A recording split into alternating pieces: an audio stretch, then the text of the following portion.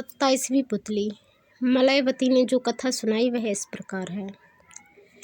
विक्रमादित्य बड़े यशस्वी और प्रतापी राजा था और राजकाज चलाने में उनका कोई सानी नहीं था। वीरता और विद्यता का अद्भुत संगम थे। उनके शस्त्र ज्ञान और शास्त्र ज्ञान की कोई सीमा नहीं थी। वे राजकाज से बचा समय अक्सर शास्त्रों के अध्ययन में लगाते थे और इसी ध्येय से उन्होंने राजमहल के एक हिस्से में विशाल पुस्तकालय बनवा रखा था। वे एक दिन एक धार्मिक ग्रंथ पढ़ रहे थे तो उन्हें एक जगह राजा बलि का प्रसंग मिला। उन्होंने राजा बलि वाला सारा प्रसंग पढ़ा तो पता चला कि राजा बलि बड़े दानवीर और वचन के पक्के थे। वे इतने पराक्रमी और महान राजा थे कि इंद्र उनकी शक्ति से डर गए। देवताओं ने भगवान विष्णु से प्रार्थना की कि वे बलि को कुछ उपाय करें, तो विष्णु ने वामन रूप धरा। वामन रूप धरकर उनसे सब कुछ दान में प्राप्त कर लिया और उन्हें पाताल लोक जाने को विवश कर दिया। जब उनकी कथा विक्रम ने पढ़ी तो सोचा कि इतने बड़े दानवीर के दर्शन जरूर करने चाहिए। उन्होंने विचार किया कि भगवान विष्णु की आराधना करके उन्हें प्रसन्न किया जाए तथा उनसे दैत्यराज बलि से मिलने का मार्ग पूछा जाए। ऐसा विचार मन में आते ही उन्होंने राजपाट और मोह माया से अपने आप को अलग कर लिया तथा महामंत्री को राजभार सौंपकर जंगल की ओर प्रस्थान कर गए। जंगल में उन्होंने घोर तपस्या शुरू की और भगवान विष्णु की स्तुति करने लगे। उनकी तपस्या बहुत लंबी थी। शुरू में वे केवल एक समय का भोजन करते थे। कुछ दिनों बाद उन्होंने वह भी त्याग दिया तथा फल और कंदमूल आदि खाकर रहने लगे। कुछ दिनों बाद सब कुछ त्याग दिया और केवल पानी पीकर तपस्या करते रहे। इतनी कठोर तपस्या से वे बहुत कमज़ोर हो गए और साधारण रूप से उठने बैठने में भी उन्हें काफ़ी मुश्किल होने लगी। धीरे धीरे उनके तपस्या स्थल के पास और भी बहुत सारे तपस्वी आ गए। कोई एक पैर पर खड़ा होकर तपस्या करने लगा तो कोई एक हाथ उठाकर, कोई कांटों पर लेटकर तपस्या में लीन हो गया तो कोई गर्दन तक बालू में धंसकर। चारों ओर सिर्फ ईश्वर के नाम की चर्चा होने लगी और पवित्र वातावरण तैयार हो गया। विक्रम ने कुछ समय बाद जल भी लेना छोड़ दिया और बिल्कुल निराहार तपस्या करने लगे। अब उनका शरीर और भी कमज़ोर हो गया और सिर्फ हड्डियों का ढांचा नजर आने लगा। कोई देखता तो दया आ जाती, मगर राजा विक्रमादित्य को कोई चिंता नहीं थी।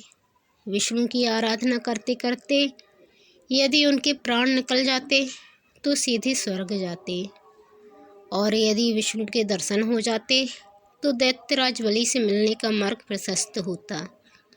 वे पूरी लगन से अपने अभीष्ट की प्राप्ति के लिए तपस्यारत रहे।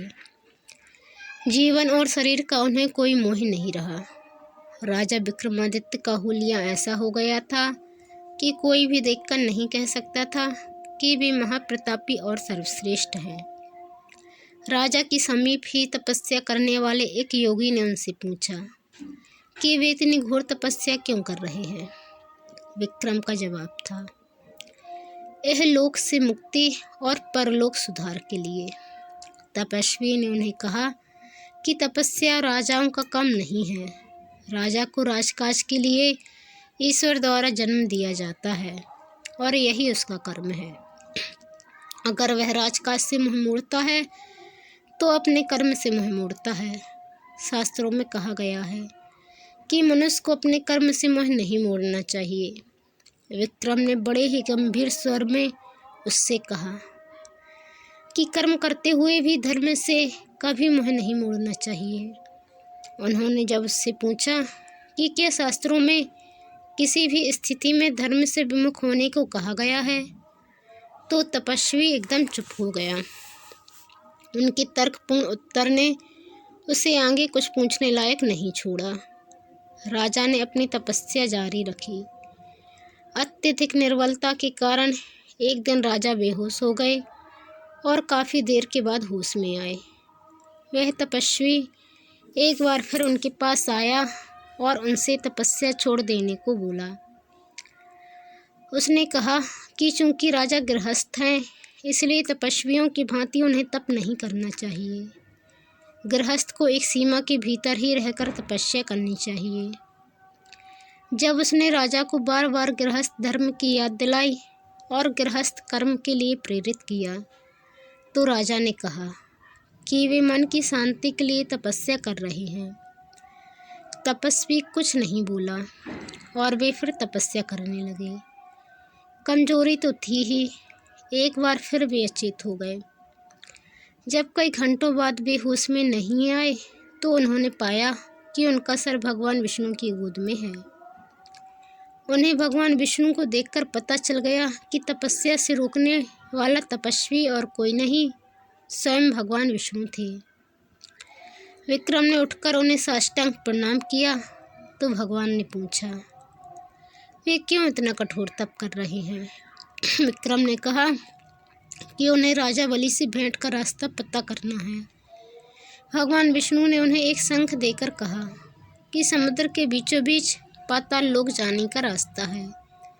इस शंख को समुद्र तट पर फूंकने के बाद उन्हें समुद्र देव के दर्शन होंगे और वही उन्हें राजा बलि तक पहुंचने का मार्ग बतलाएंगे। शंख देकर विष्णु अंतर्ध्यान हो गए।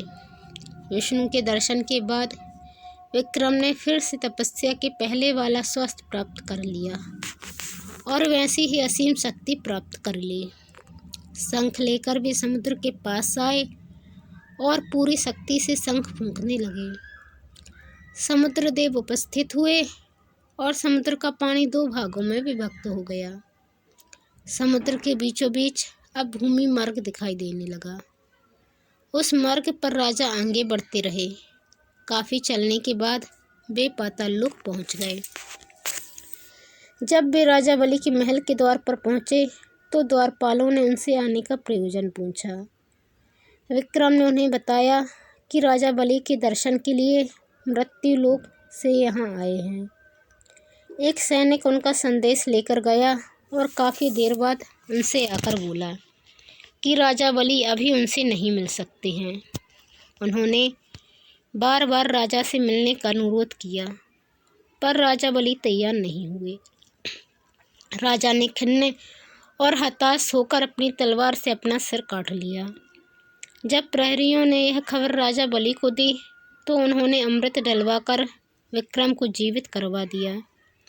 जीवित होते ही विक्रम ने फिर राजा बलि के दर्शन की इच्छा जताई। इस बार प्रहरी संदेश लेकर लौटा कि राजा बलि उनसे महाशिवरात्रि के दिन मिलेंगे। विक्रम को लगा कि बलि ने सिर्फ टालने के लिए यह संदेश भिजवाया है। उनके दिल पर चोट लगी और उन्होंने फिर तलवार से अपनी गर्दन काट ली। प्रहरियों में खलबली मच गई और उन्होंने राजा बलि तक विक्रम के बलिदान की खबर पहुंचाई। राजा बलि समझ गए कि वह व्यक्ति दृढ़ निश्चयी है और बिना भेंट किए जाने वाला नहीं है। उन्होंने फिर नौकरों द्वारा अमृत भिजवाया और उनके लिए संदेश भिजवाया कि भेंट करने को भी राजी हैं। नौकरों ने अमृत छिड़ककर उन्हें जीवित किया तथा महल में चलकर बलि से भेंट करने को कहा। जब भी राजा बलि से मिले, तो राजा बलि ने उनसे इतना कष्ट उठाकर आने का कारण पूछा। विक्रम ने कहा कि धार्मिक ग्रंथों में उनके बारे में बहुत कुछ वर्णित है तथा उनकी दानवीरता और त्याग की चर्चा सर्वत्र होती है, इसलिए वे उनसे मिलने को उत्सुक थे।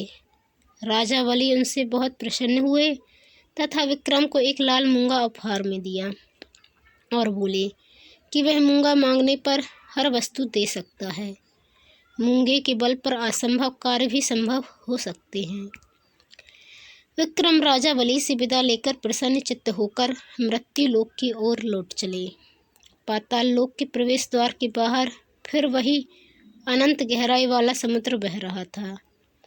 उन्होंने भगवान विष्णु का दिया हुआ शंख फूंका तो समुद्र फिर से दो भागों में बट गया और उसके बीचों बीच वही भूमि वाला मार्ग प्रकट हो गया। उस भूमि मार्ग पर चलकर वे समुद्र तट तक पहुंच गए। वह मार्ग गायब हो गया तथा समुद्र फिर पूर्ववत होकर बहने लगा। वे अपने राज्य की ओर चल पड़े। रास्ते में उन्हें एक स्त्री विलाप करती मिली। उसके बाल बिखरे हुए थे और चेहरे पर गहरे विषाद के भाव थे। पास आने पर पता चला कि उसके पति की मृत्यु हो गई है और अब वह बिल्कुल बेसहारा है। विक्रम का दिल उसके दुख को देखकर पसीज गया तथा उन्होंने उसे सांत्वना दी। बलि वाले मूंगे से उसके लिए जीवन दान मांगा। उनका बोलना था कि उस विधवा का मृत पति ऐसे उठकर बैठ गया मानो गहरी नींद से जागा हो। स्त्री के आनंद की सीमा नहीं रही।